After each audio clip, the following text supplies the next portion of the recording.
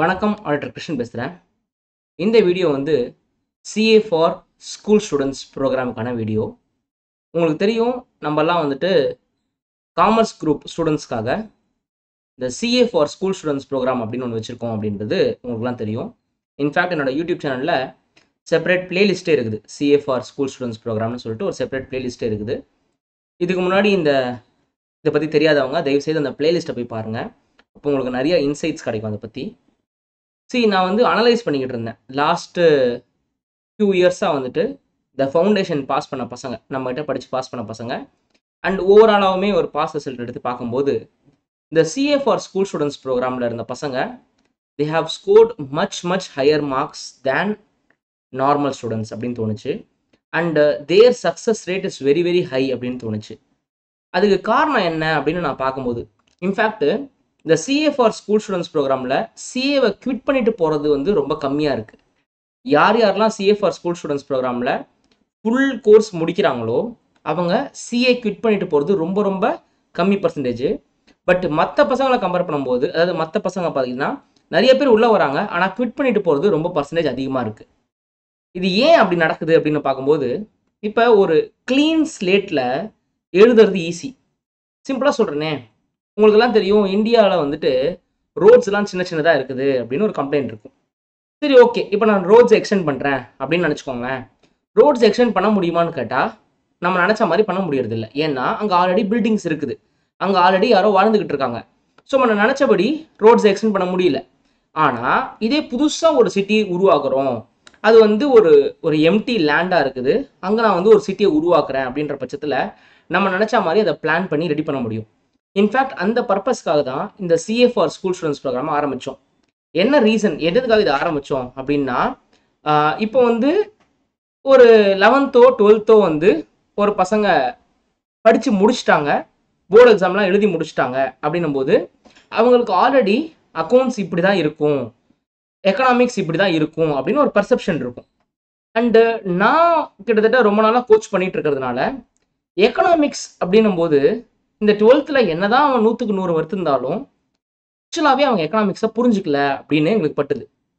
அதே மாதிரி அக்கௌண்ட்ஸில் பெரும்பாலான பசங்க அக்கௌண்ட்ஸை, அந்த ரியல் அக்கௌண்ட்ஸ் புரியல. அவங்களுக்கு அக்கௌண்ட்ஸ் புரியுது, அவங்களுக்கு அக்கௌண்ட்ஸ் சம் கூட தான் போட தெரியுது, ஆனால் அதோட லாஜிக்ஸ் கொஞ்சம் இடிச்சுது. எக்கனாமிக்ஸை பொறுத்தவரைக்குமே இது ரொம்ப மோசமாக இருந்துச்சு. எக்கனாமிக்ஸில் 100க்கு 100 வாங்கினா கூட ரியல் எக்கனாமிக்ஸ் தெரியல அவங்களுக்குன்றதை நான் ஃபீல் பண்ணேன். ஸோ இந்த ஆல்ரெடி கன்ஸ்ட்ரக்ஷன் ஆயிடுச்சு, 2 சைடு ஆஃப் த ரோடும் கன்ஸ்ட்ரக்ஷன் ஆயிடுச்சு. இப்போ நான் ரோடை எக்ஸ்டெண்ட் பண்ணுறேன், அந்த நிலைமையில நான் இருக்கேன். ஸோ அப்போது புதுசாக கன்ஸ்ட்ரக்ட் பண்ண வேண்டியிருக்குன்னு வச்சுக்கோங்களேன். ஸோ என்னோட முழு கோலுமே இவங்களுக்கு இப்போ எக்கனாமிக்ஸ் புரிய வைக்கிறதுல இல்லை, இவங்களை எப்படியாவது ஃபவுண்டேஷன் பாஸ் பண்ண வைக்கணும் அப்படின்றதுலாம் இருந்துச்சு.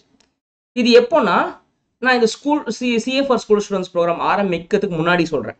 ஸோ ஃபவுண்டேஷன் பசங்க வரும்போது அவங்க ஆல்ரெடி ஸ்கூலில் படிச்சுட்டு வராங்க, அவங்களுக்கு நம்ம எக்கனாமிக்ஸ் வந்து ஸ்கூலில் படித்ததை ஒட்டி அதை வச்சு சொல்லித்தர வேண்டியிருக்கு. ஆர் அதுக்கு முரண்பாடாக நம்ம எதாவது சொல்லும்போது, ஆர் நம்ம புரிய வைக்கும் போது அவங்களும் கஷ்டப்படுறாங்க, நமக்கும் அந்த டைம் இல்லை.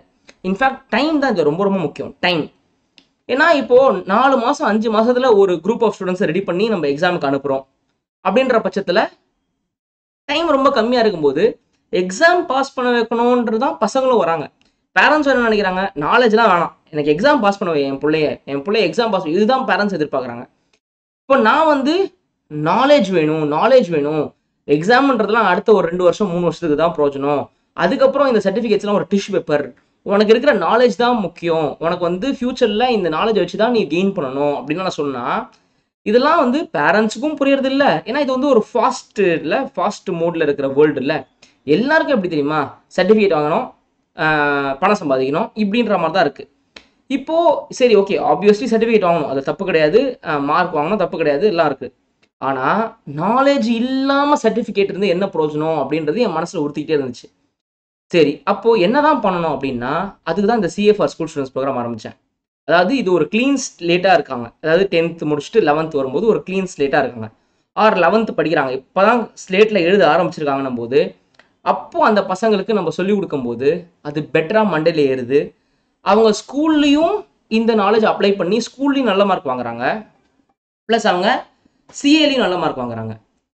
இந்த சிஏ ஃபார் ஸ்கூல் ஸ்டூடெண்ட்ஸ் ப்ரோக்ராமில் ஜாயின் பண்ண அத்தனை பேருமே பாஸ் பண்ணிட்டாங்களான்னு கேட்டிங்கன்னா அப்படி சொல்ல முடியாது. பட் மெஜாரிட்டி ஸ்டூடெண்ட்ஸ் இப்போ லாஸ்ட் 2 வருஷத்தோட ரிசல்ட் எடுத்துக்கிட்டிங்கன்னா ஐசிஐயில் வெறும் 15% ரிசல்ட் கொடுக்கும்போது கூட இந்த சிஎஃப்ஆர் ஸ்கூல் ஸ்டூடெண்ட்ஸ் ப்ரோக்ராம் எடுத்தவங்க 50% பாஸ் பண்ணுறாங்க. ஐசிஐயில் 28% ரிசல்ட் கொடுக்கும்போது இங்கே 66% பாஸ் பண்ணுறாங்க. ஸோ இது எல்லாத்துக்குமே நான் ப்ரூஃப்ஸ் இருக்குது. என்னோட பிளேலிஸ்ட்டில் அவர் ரிசல்ட்ஸ்னே சொல்லிட்டு ஒரு செப்பரேட் பிளேலிஸ்ட் இருக்குது. அதில் போய் நீங்கள் பாருங்கள். நான் பேர் வைஸே சொல்லியிருப்பேன், ஏஜ் சொல்லியிருப்பேன். ஸோ ப்ளஸ் நீங்கள் ரெகுலராக என்னோட யூடியூப் ஃபாலோ பண்ணுறீங்கன்னா நான் ஒரு டைமும் ரிசல்ட்டும் போது பசங்களை பேச வைப்பேன். பசங்களே பேசி அந்த வீடியோ இருக்கும். அவங்களோட எக்ஸ்பீரியன்ஸ்லாம் சொல்லுவாங்க உங்களுக்கு.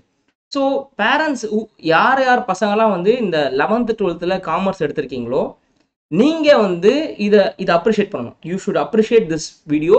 But this will work for only few students. இது எல்லாருக்கும் ஒர்க் ஆகாது. யாருக்கு ஒர்க் ஆகும்னா, சார் என் பொண்ணு வந்து காலையில் 8:30 மணிக்கு ஸ்கூல் போவாங்க, 3:30-4 மணிக்கு ஸ்கூல் முடிச்சுட்டு வந்துருவாங்க அப்படின்ற பசங்க தான் இது ஒர்க் அவுட் ஆகும்.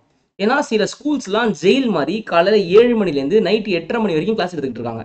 இன்ஃபேக்ட் அவங்களெல்லாம் புக்கை தாண்டி ஒரு லைன் சிந்திக்க முடியாது. காமர்ஸோ அக்கௌண்ட்ஸோ எக்கனாமிக்ஸோ ரொம்ப சின்ன சப்ஜெக்ட். அது வந்து இவ்வளோ காலையில் 8லேருந்து சாயங்காலம் 8 மணி வரைக்கும் எடுக்கிறதுல அது ஒன்றுமே இல்லை. இந்த மாதிரி பசங்க நிறையா பேர் வந்து சிஏக்குள்ளே வந்துட்டு ஒரு அட்டெம்ப்ட் ஃபெயில் பண்ணாலே ஓடி போயிடுறாங்க. ஏன்னா இவங்க என்றைக்குமே 100 மார்க்ஸ் எடுத்தே பழக்கப்பட்டவங்க. அண்ட் ரெண்டாவது இவங்களுக்கு நாலேஜ் இல்லாமையே இவங்க படிக்கிறாங்க, பொட்டர் அடிக்கிறாங்கன்னே இவங்களுக்கு புரிய மாட்டேங்குது. இவங்க ஸ்கூலை பொறுத்த வரைக்கும் 100% ரிசல்ட் வேணும், எல்லாரும் 100 மார்க்ஸ் வாங்கணும். இது மட்டும் தான் அவங்களோட பிரதானமாக இருக்கே தவிர அந்த பசங்களை கூப்பிட்டு ஒரு பேசிக்கான எக்கனாமிக்ஸ் கான்செப்ட் எக்ஸ்பிளைன் பண்ணா கூட திணறுவாங்க. நான் நிஜமாக சொல்கிறேன். ஆனால் இது 100க்கு 100% கிடையாது. பட் 100க்கு 50% இப்படி தான் இருக்குது ஸ்கூல்ஸ்.